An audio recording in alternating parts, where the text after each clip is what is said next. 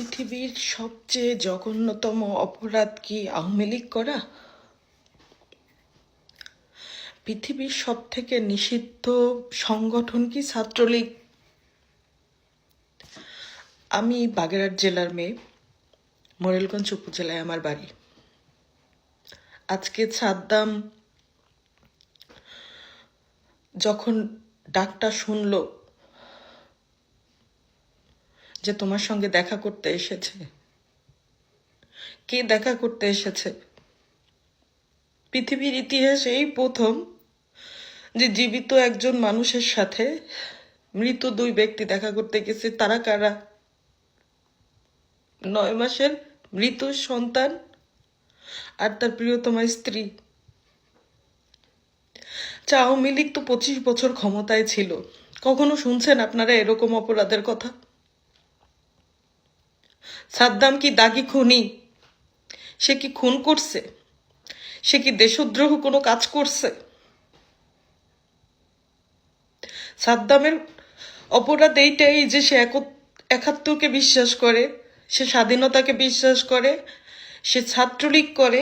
এটাই তার সব থেকে বড় জঘন্যতম অপরাধ, যে অপরাধে জন্য সে মৃত বাচ্চা এবং বউয়ের সাথে মাত্র 5টা মিনিট দেখা করার সুযোগ পাইছে। তার ওয়াইফ অসংখ্যবার চেষ্টা করছে তার হাজব্যান্ডকে মুক্ত করার জন্য, পারেনি মহিলা। আপনাদের কি সত্যিই মনে হয় যে অভাব অনটনের কারণে সে সুইসাইড করছে? আসলেই কি সে সুইসাইড করছে? 2 দিন পরে সেটাও বের হবে। কোনো অভাব অনটন ছিল না। সাদ্দামের পরিবার যথেষ্ট সচ্ছল পরিবার। সাদ্দামকে প্যারালোলে মুক্তিটা কি দেওয়া খুব অপরাধ হয়ে যেত? আইন শিখান আমাদের, আইন বুঝান।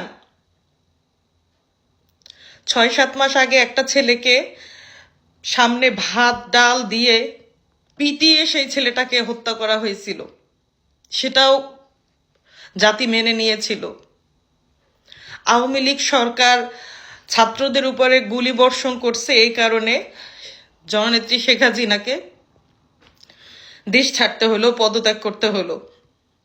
এই 2টা বছরে আপনারা কি কি করছেন? একটা উন্নয়নমূলক, একটা সেবামূলক, একটা ভালো কাজ করছেন?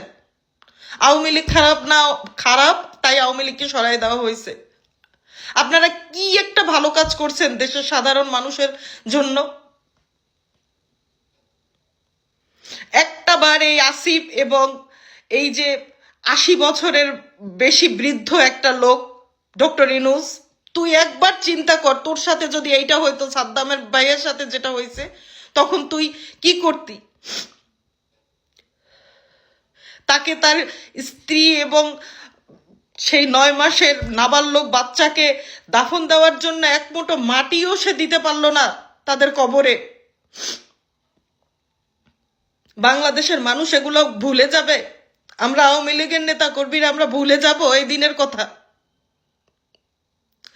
আজকে প্রতিজ্ঞা করছি, যদি 10 বছর 20 বছর পরেও যদি আওয়ামী লীগ ক্ষমতায় আসে, কিছু কিছু মানুষকে তাদের আসল চেহারা খুলে দেখানোর জন্য এবং তাদের এই অপব্যবহারের জন্য যদি আমার ব্রিটিশ পাসপোর্ট ক্যান্সেল করতে হয়, তাও আমি ক্যান্সেল করব।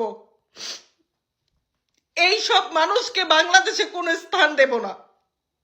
আজকে প্রতিজ্ঞা করতেছি, 2টা ডাক, যে কোনো একটা ডাক আসবে।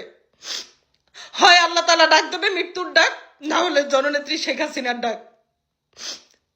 আমি বাগেরহাট জেলার মেয়ে হয়ে কোনোদিন এই সাদ্দাম ভাইয়ের, তার ওয়াইফ এবং বাচ্চার এইটা কখনো মেনে নেওয়া যায় না। এত অপরাধ সাদ্দাম করেনি যে সে তার স্ত্রী এবং সন্তানকে দাফনও দিতে পারলো না। 5 মিনিট সময় দিয়েছে। মনে রাখিস, তোদেরকে 5 সেকেন্ডও সময় দেওয়া হবে না।